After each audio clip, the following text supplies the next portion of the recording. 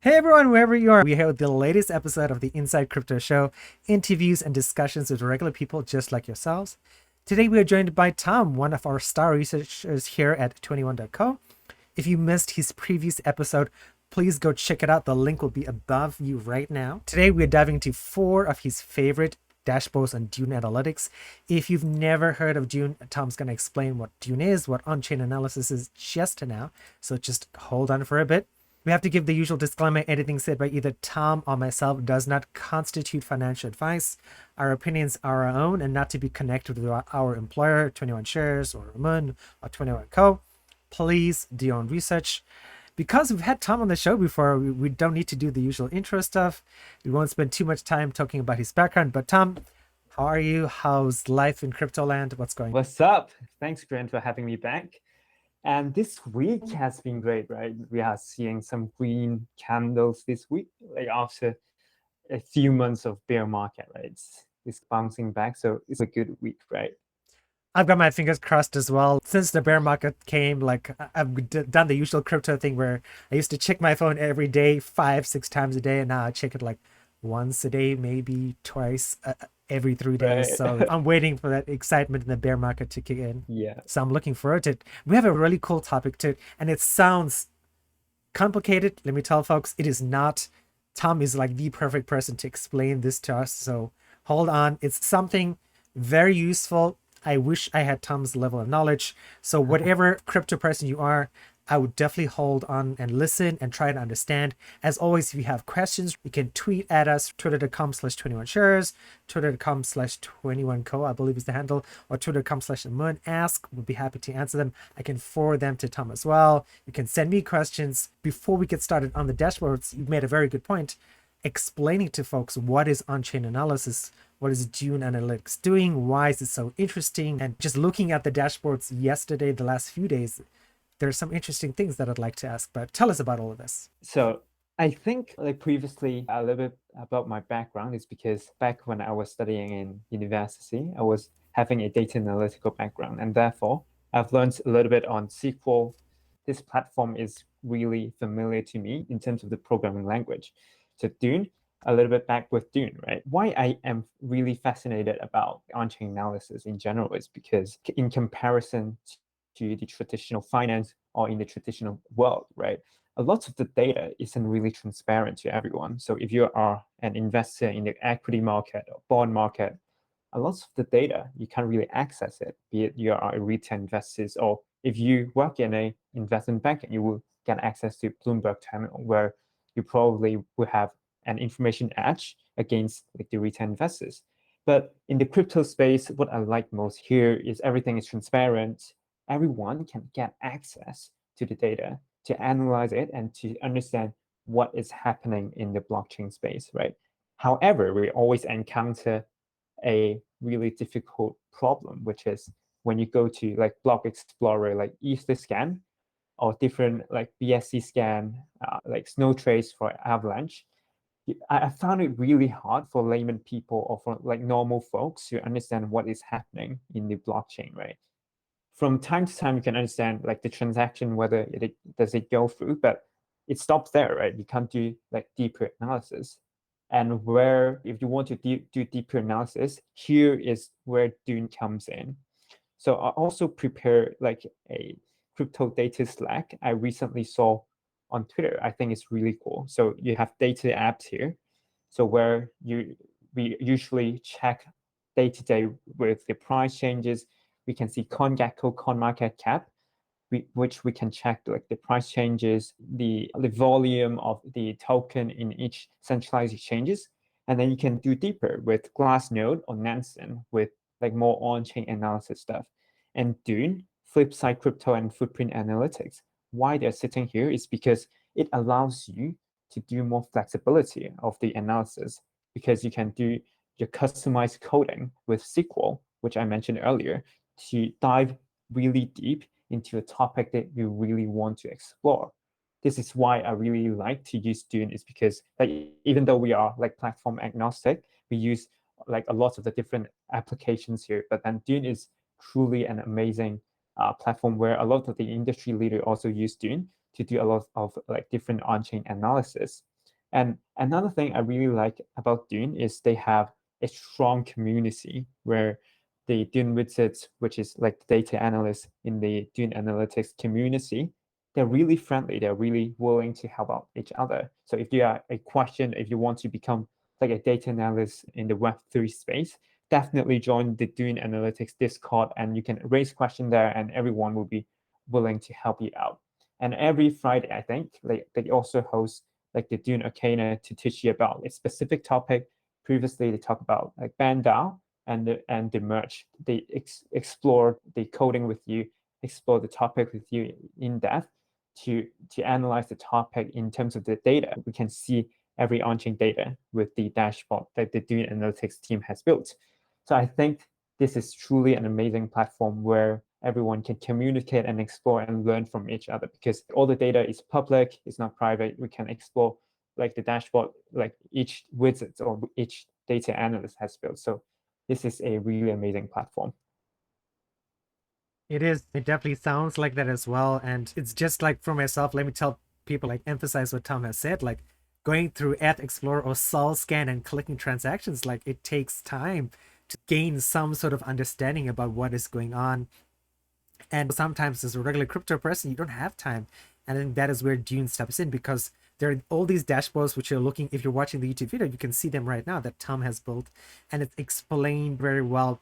And there are lots of levels of data that you can take from these dashboards, that from a very simple level to the very complicated level, as much as you have time for, which is some like the beautiful thing about Dune. So Tom, what is the first dashboard we are going to look at? Before we get started, I also want to share why we want to build dashboards on Dune, right? Sure. So like our research team, like we have a goal. Like we can see like all our team members here.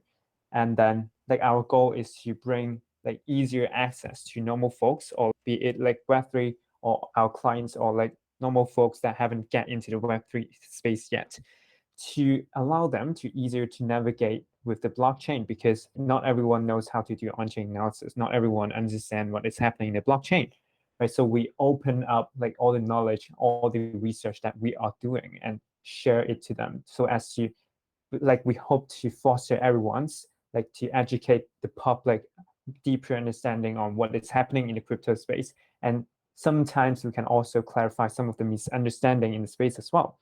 So this is also our mission and vision to help everyone with our free research to help the public to understand what's happening in the blockchain space as well. Sounds good and Yeah, makes sense. and let's get started. So our first dashboard I want to share is the 3AC NFTs and crypto holdings dashboard. So this is one of the first dashboards that got a lot of attention. It's because like back in June, you definitely also remember it's a really tremendous crypto event back then, right? 3AC was one of the largest crypto VC in the crypto space, right? They have a lot of different projects invested in them. Like 3AC have different like big names projects such as Terra, Avalanche, and different projects that are really promising. However, like what we are seeing is that 3AC eventually got liquidating right now. And previously we are seeing on-chain data that they are doing a lot of leverage trading. They stake their Ethereum for stake Ethereum and put it on lending protocol and further leverage the position. And eventually during the time like where the bear market really started, a lot of the token got liquidated because the stake ETH is not exactly same in value with the Ethereum token because like back then you can't redeem your stake Ethereum with Ethereum back then. And therefore, when the stake Ethereum started to deviate from the $1 mark, it started to make the position starting to unwind. And 3AC got liquidated a lot on chain. And therefore, we believe that 3AC is one of the largest crypto VC in the crypto space, and their holdings, if they got liquidated, would definitely affect a lot of the liquidity in the market. And therefore, we want to analyze what actual token are they holding. And we even realize they also hold a lot of different blue chip NFTs as well. So in here, we can analyze the current portfolio value, the largest holding, and the value of the largest holding. And we are also tracking the latest transactions. So recently, they also made some move on chain, like sending ETH to different addresses and stuff like that. And previously, we are also been able to track they have been unwinding position during June. Like they are trying to repay the loan so as to not get liquidated that much. So this is the powerful of on-chain analysis where you can actually track real-time data on the blockchain. And Dune actually provides you with a better representation or presentation so that you don't need to go to the raw data on the blockchain explorer to navigate it on your own. And we are also seeing the NFT holdings. Everyone is really interested of what NFTs they are holding. So currently, in the wallets that we are tracking, they are holding Art Blocks Curated, CryptoPunks, Autoglides. These are really expensive NFTs. So we also got the estimated value here. So how is the estimated value calculated? So we got the sum of the last sale price. So basically, it's the cost of how 3AC acquired these NFTs and the average price, the selling price of the NFT collection. And then we average them out to get the estimated value. And then we found out like an Art Blocks Curated is the most valuable collection of the NFTs that 3AC is holding right now, because they also have 240 Art Blocks Curated NFTs in their wallet right now. But what is interesting recently, it just happened yesterday actually, we realized 3AC is actually moving their NFTs away from the initial wallets that we are tracking to a new multi-sig wallet. So we are also able to track that with our dashboards. So you can see it here. We're tracking in real time the activity of those address being tagged as 3AC. What are the activities there, what they are doing on chain. So we have seen that they are sending a lot of different NFTs to this address, which is a multi-sig address here. We also put a URL here. So if you are interested, you can just click here and then it will go to the Etherscan. You'll be able to see the safe multi-sig here and what NFTs they are currently holding. But like a better presentation here, you can just refer to the dashboard here because we're able to visualize everything for you. What 3AC has sent to this multi-sig wallet is really like blue chip NFTs as well. We're seeing Bored Ape Yacht Club, Mutinate Yacht Club, some different wrapped penguins, which is like a wrapped version of the pudgy penguins. There are 46 of them, which is really a huge number for that pudgy penguins collection. And we're seeing they have moved quite a significant amount of NFTs to this multi-sig wallet. So as of right now, we didn't see any news regarding this movement from about these NFTs to the multi-sig wallet. It could be one of the case like this multi-sig wallet still belongs to 3AC. And another case is like another possibility is that right now 3AC is getting liquidated, mandatory liquidation by the court. So it could be a liquidator address as well, but we can't be 100% sure. Is it still under 3AC or is it under liquidator right now? So we keep the tracking separate here. So as to give the readers or give the analysts a really clear overview what is happening here. So this is basically the dashboard. Oh, cool. And it's so interesting. And having you explained it, it makes a lot of sense. Tom, for our viewers and listeners, what is a multi-sig wallet? So for a normal wallet, like a MetaMask wallet, like you are the only one who signed the transaction. But for the corporations, for example, like a FTX treasury wallet, right? You can't just allocate the private key to, for example, like SPF, right? Like people want it to be allocated the private key to different persons so that, for example, if one of the person wants to take all the money away, he can't be able to do that, right?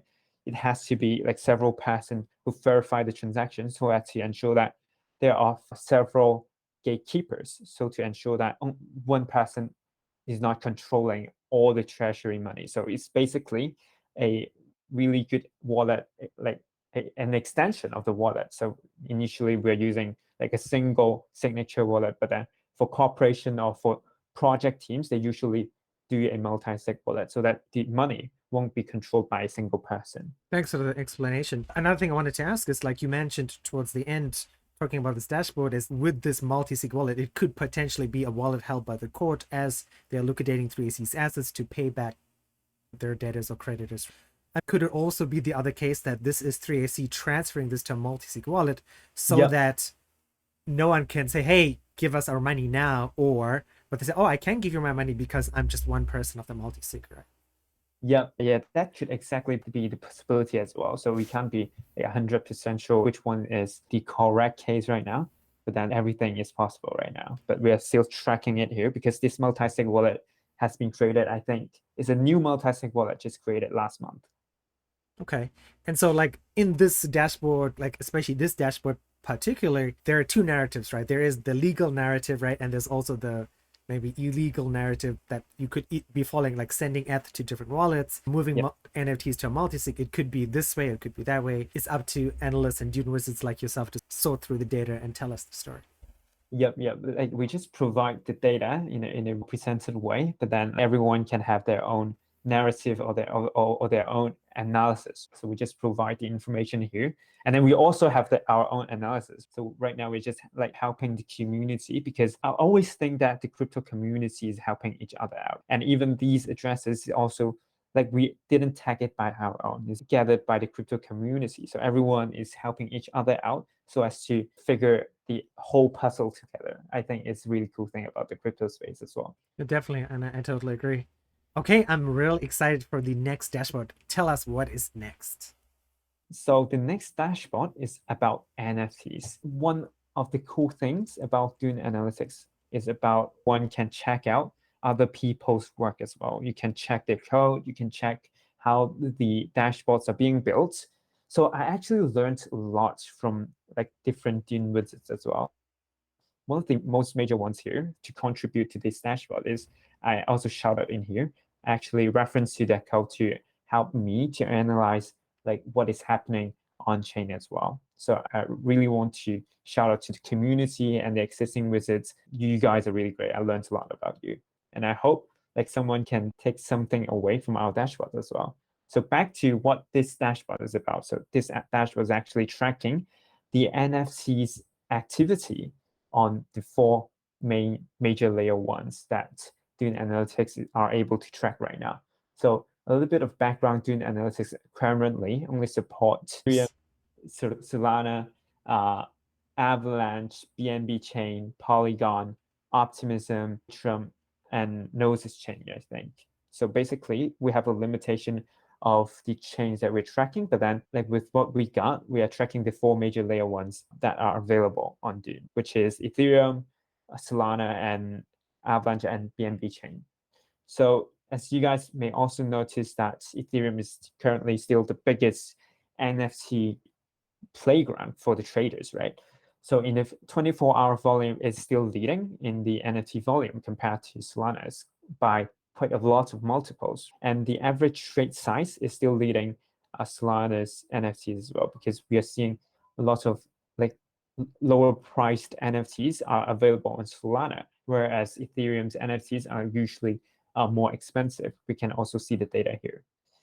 And we also can see like the momentum of the NFTs activities by different chains. For example, one of the recent findings we are able to identify through this dashboard is that September has been quite a grim week, grim for most of the like DeFi users or like token investors. However, like we are seeing the Ethereum volume actually dropped in September. Interestingly, Solana is actually having an increase in the monthly volume change. So you can see here, the actual volume has increased 86% month over month from August to September, whereas Ethereum, you can see May, they actually have 5 billion in NFT volume. However, last month, they only got like 1 billion in volume. So it is actually a huge drop in terms of volume. However, Solana is still showing a strong growth in terms of NFT volume and the user activities as well. Like one of the side note here I want to also mention to the listeners is that a potential reasons that's why the USD volume here has dropped a lot is because most of the trades on like different ecosystem is based on the native currency, right?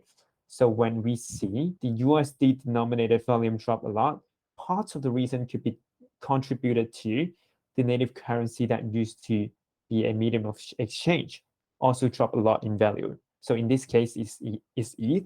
So back in May, I think it's around 2K. or around 3K, but like right now it's around 1,200 right now. So it's a huge drop in the price of ETH. So like eventually it will also affect the USD denominated volume Ethereum here. And another interesting findings we are able to identify is the number of transaction of Solana in NFT transaction actually flipped Ethereum for the whole September. On 7th of September, actually Solana has a huge NFT activities there, whereas the number of trades on Ethereum is rather stagnant, which is hovering around like 60K to 80K. However, on Solana, it's hovering around 100K to 200K. So we can see that a lot of activities are happening on Solana rather than Ethereum in the last month. So it's a really good sign for Solana, actually. And we are also here to see the activities or the market dominance of different marketplaces, right? So last month, like in August, actually, there are a really interesting NFT marketplaces has risen up, which is called Sudoswap. So a little bit of background for the listener here, like why is Sudoswap gaining a lot of transactions? Because attraction, sorry. So it's because Sudoswap is using a new mechanism compared to the existing NFT marketplaces. So the existing marketplaces normally is through like bidding and like a buy now option, so that it offer like all the NFT traders to buy directly on the NFT marketplaces. However, one of the issues that a lot of NFT traders are experiencing is the illiquid nature of NFTs. However, Sudoswap is actually trying to acknowledge or trying to solve this issue by changing the mechanism into an AMM model, which is similar to what is the mechanism using in the decentralized exchange, which is the full name is automated market maker. So whereas the process really similar, like when you interact with a decentralized exchange, you deposit an NFTs into a pool, and you also deposit some of the tokens for exchange. For example, in this case, will be ETH into a pool so that like people can trade against the liquidity pool. And one of the cool thing that attracts a lot of trader activities because it provides a much cheaper trading price in terms of the swap fee, and they also waive the royalties fees, so that if you want to buy a Bored Ape Yacht Club, you don't need to pay for the, I think it's 3% or 2.5% royalties fees there. So to traders, it's definitely a plus sign here because your buying cost is lower if you trade on Sudoswap. And you can see here, Solana's NFT marketplace is actually from the very beginning is dominated by Magic Eden, because as you may also notice that Magic Eden provides a lower charge in the platform fees, whereas OpenSea charge a little bit higher than Magic Eden's. This could be one of the reasons that even OpenSea has expanded to Solana. However, they didn't get a lot of traction because Magic Eden still priced lower in terms of platform fees than OpenSea. And another interesting thing we are seeing here, like you can see, XQY2 is actually gaining a lot of volume in the market dominance. However, when we look into the user, how many unique users are interacting with your platform, OpenSea is still leading the charts here. Like even though XQY2 is leading in volume, OpenSea is still the place that traders go to this platform most, right? So this is an interesting data that we can also notice here. And finally, we also provide analysis on Avalanche and BNB chain as well. However, the volume is still like early stage here. We didn't see a lot of volume and a lot of activities here. So we will keep tracking the activities and the volume here in case like in the future, the bull market is back. Hopefully the activities will bump up in another level in the future. But one point to note here is the Avalanche volume we're tracking here only contains Avalanche C chain. We didn't include Avalanche subnet, which is Swimmer Network, DFK chain, and so on and so forth. And that could be one of the reasons why the 24-hour volume is relatively low, like in here, because a lot of the activities are actually shipped off to the subnets. So this is one thing I want to mention here. I have a quick question about Binance, right? Because I think you and I talked about this before. Like out here in Asia, I feel like Binance is like You don't really use Coinbase. Coinbase has poor offerings in Asia. For Binance, when it comes to NFTs, does Dune pull data from the centralized exchange Binance where all that NFT stuff is happening, or just off PancakeSwap and other sort of Binance places for NFTs? Like my approach is actually, I can actually share how do I code this? So I actually track these exchanges here. So how do I get this contract address, like from different exchanges, right? I Oh, go to okay. that radar and then I track what existing NFT marketplaces are in BNB chain. And then they also provide the contract address for each exchange. So my approach is I track how much money are interacting with these contract address to get the volume every day. And also how many like unique address are interacting with these contract address to get the unique number of users every day. So this is my approach to get the estimated volume every day in the BNB chain. Cool. Yeah, no, because I was looking at some data. Like one of the days I was doing like a podcast and was like, they said like OpenSea number one, and then number two was like Binance. And I guess because they included the Binance centralized exchange data, because like when I first heard about NFTs, I'm like, oh, cool, Binance. And every time I try to go and buy a freaking Binance NFT, it launches and within 15 seconds, all that stuff is sold out, like the football Yeah. NFTs and all that sort of stuff. Yeah. And I'm like, come on, this is unfair. But and it makes sense because I'm like looking at it right there. Yeah, it would be hard to track centralized NFT trading on the actual Yep. app. Right. Yep. Exactly. Yeah. Okay, so that's cool. And this is really interesting. There's more questions I want to ask, but I don't want to take up too much of your time today. Wait, one more question about this. Yep. OpenSea has been in the lead for a long time, right? Yep. And Magic Eden is coming up, and you guys should follow Tom because he tweets about this NFT stuff a few times already. And Avalanche at one point as well. I remember we talked about Krabata on Twitter. Like, how do you see these other NFT places sort of, you know, evolving in the future? Is OpenSea always going to be number one? Like we had Looks Rare, and Looks Rare was like the latest hot stuff, I think earlier this year or late last year, and then they fell away. Is Sudoswap going to be this? Is Magic Eden ever going to be on par with OpenSea? How do you see things shaking out in the next like 6 to 12 months, in your opinion, of course? Yep. I think Sudoswap is definitely a really sexy new protocol for users to interact with because they have a new innovative mechanism and it provides a lower cost for traders. So it sounds sexy, but then what we actually see in the on-chain data is that recently, after a lot of users are interacting with the protocol, trying to potentially get an airdrop, right?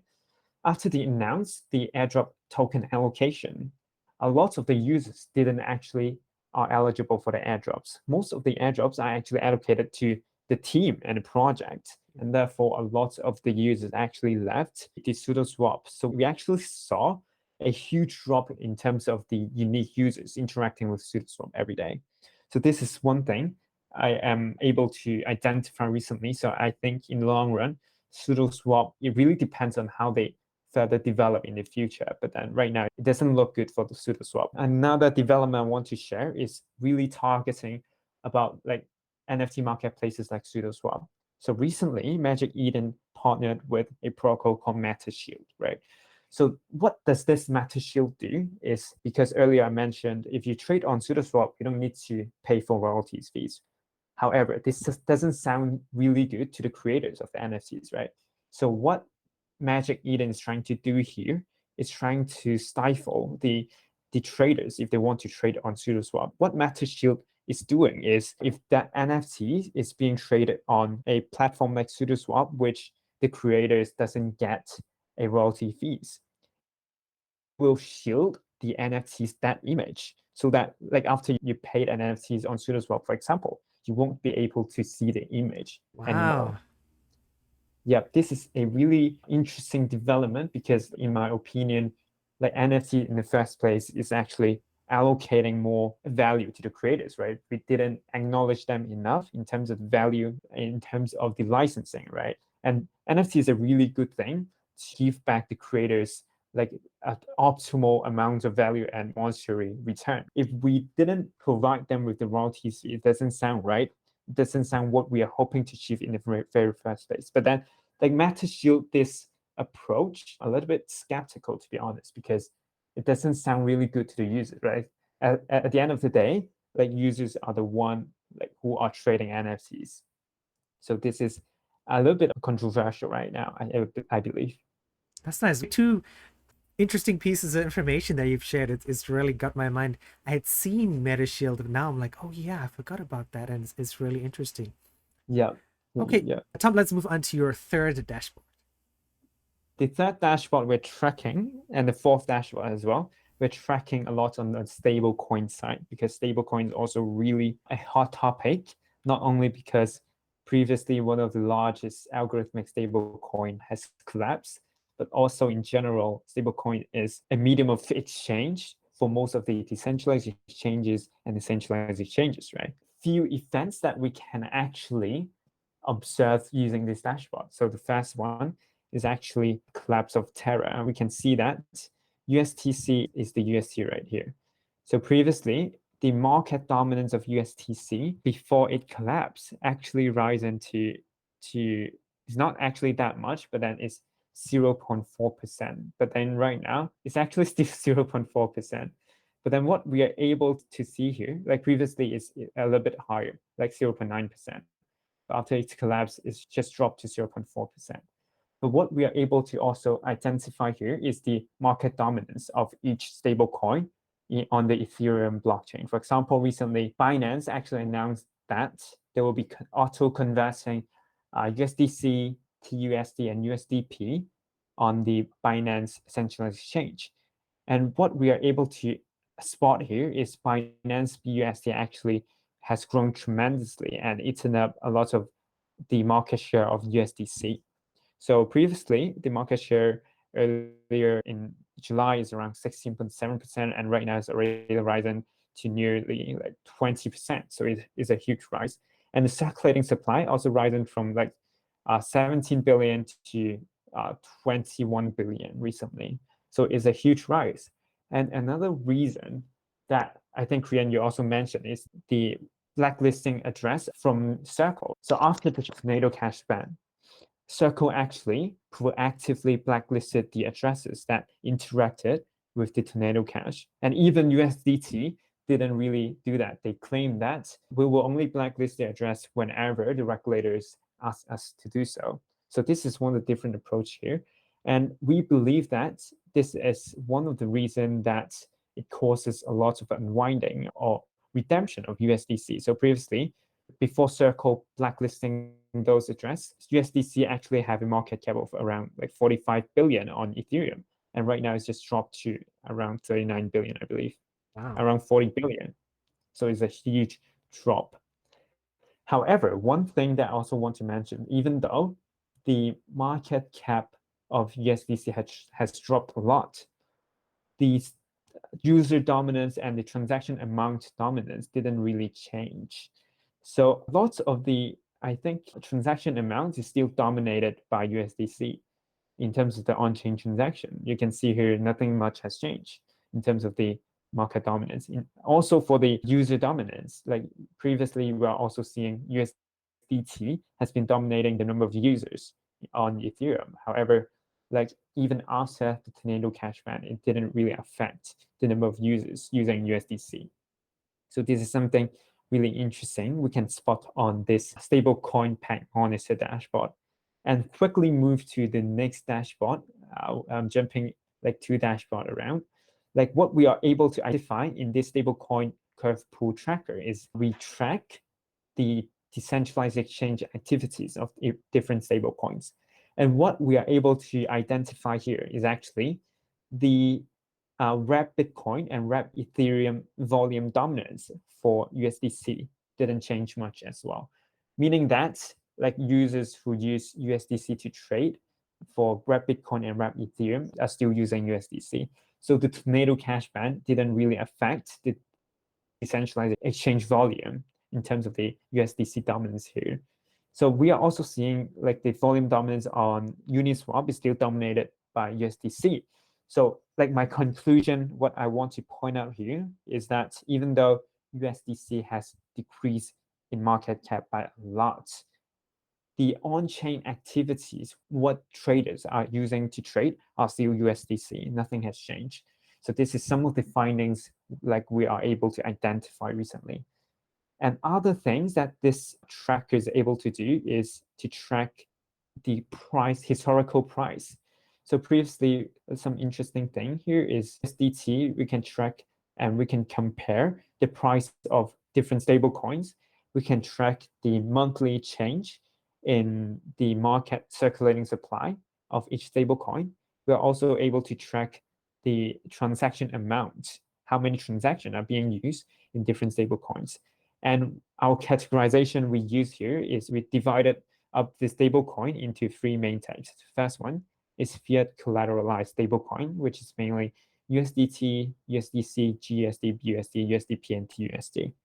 And the second category that we are tracking is the over collateralized by crypto stablecoins such as DAI, MIM, and SUSD. So you can also see here one of the really interesting like statistical tracker here. We're using standard deviation. So standard deviation is one of the statistical metrics used to track the volatility of the price. So you can see here if the price of a stable coin is really volatile, which means that stable coin is not that stable, right? It's not a good thing for stable coins. So for USDC and USDT, meaning like they are one of the best stable coin, not best, but like mostly adopted stable coin in the crypto space, right? Like they tend to have lower standard deviation compared to like other stable coins you can see here. And then we are also seeing DAI is also having a relatively low standard deviation compared to MIM and SD. And the next category of stablecoin we're seeing here is the algorithmic stablecoin. And one important thing here is you can see standard deviation is actually really high for UST here because basically first of the reason is because they have the peg and they are really volatile. So the higher the standard deviation, the more volatile that stablecoin is, which is not good because stablecoin aren't supposed to be volatile. And one of the key thing here is USDN still depegged. Like currently they're still trading under the $1 mark. So this is one important thing we can also use to track the actual real-time price of different stable coins. And one interesting thing is Frax being a fractionalized algorithmic stablecoin is actually performing quite in terms of their stability, right? So this is what the stablecoin peg tracker can do. And the next dashboard is the stablecoin curve pool tracker. Not only can it track the decentralized exchanges volume, right? So previously we have seen like when there are an immense sell-off of a stable coin, which happens in May, we are seeing a lot of traders actually selling a lot of UST and dump it on the curve pool. So we believe that curve finance is the forefront to track the stability of the stable coin. So previously, we also provide some flexibility. For example, if we put 6 months, we can customize with time frame that you want to track here. So let's go to UST as an example here. So you can see here the liquidity has dropped tremendously by a lot. And one of the metrics that we use to track the stability or the demand of stablecoin is the USTC percentage here. So what does it mean by USTC percentage, right? So in a curve pool, for example, USTC and free pool liquidity here. So USTC should get 50% of the liquidity in the pool and 50% will be the free pool. The free pool here meaning that DAI, USDT, and USDC. Free pool here, it will be comprised of these three stable coins. So by default, it should be like 50-50. However, if we are seeing the USDC percentage rising up a lot, meaning that there are a lot of selling pressure of this stable coin, meaning that traders are willing to get more like a free pool, which is the USDT, USDC, and DAI stablecoin instead of USDTC.